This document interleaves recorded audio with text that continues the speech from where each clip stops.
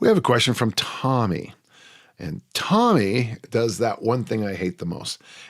Okay, so Tommy, and I think you're from England probably. In your book, Never Let Go, you strongly recommend to have a breakfast every day. Now you promote intermittent fasting. Oh my God, you changed your mind about something. Oscar Wilde famously said, a sign of intelligence is to be able to hold opposing thoughts in your head at one time. Have you changed your mind, or does it depend on the specific goals?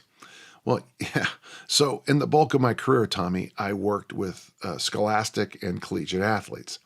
And when you work with scholastic and collegiate athletes, high school and university athletes, generally the practice is at 3 o'clock in the afternoon. So there's an issue with training at 3 o'clock, and it is food related. I guess you could fast until after that, but that'd be a hell of a long fast. And that is what the warrior diet is. But when I was working with them, I began to see that their nutrition was terrible. The only real actual good meal they were eating a day was dinner, and that is if mom wasn't a macaroni and cheese maker.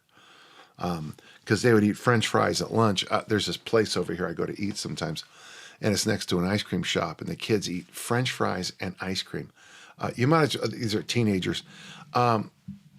It's just like I want to sit down with them and lean across and go, you are setting your body up for obesity, and you can stop it now in its tracks. But, the destruction of their gut biomes for those kind of meals, and just the unbalance of carbs and fats and the salt and just the lack of what I would consider proper nutrition.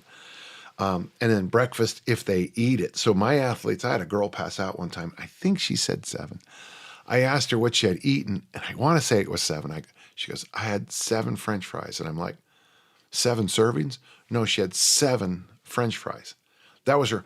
From dinner last night until practice at 3 o'clock, all she had was 7 strips of individual French fries, which isn't a lot. And that's what I really started to push with those athletes, the importance of breakfast, lunch, and a snack if possible. With many, I would encourage 2 snacks.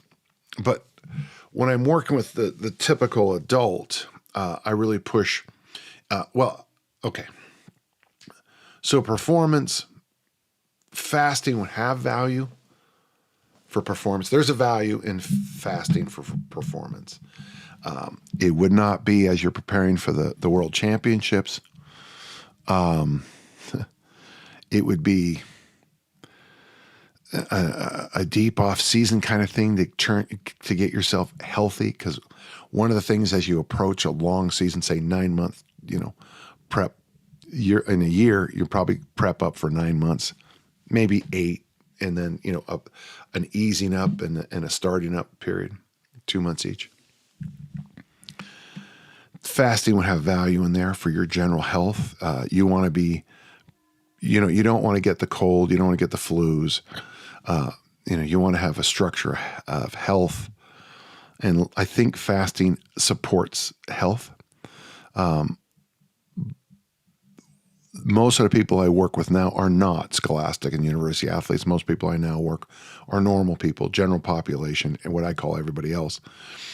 For that group, intermittent fasting has massive values. The quickest one off the top of my head is if you're not eating, you're not putting calories down your throat. And at some level, caloric restriction is helpful for almost every American I work with. The other thing about intermittent fasting that I like is when you do train, it blunts the hunger a little bit. And then the window after you work out, you've just worked out, so you're probably not going to throw a lot of garbage down your trap. You just trained. Well, let's go eat ice cream and French fries. Generally isn't what you do. I just trained and I ate daikon, fermented daikon, kimchi, oatmeal with a bunch of different seeds. I'm still hungry, so I'll eat a little bit after this. But yeah, you don't have to.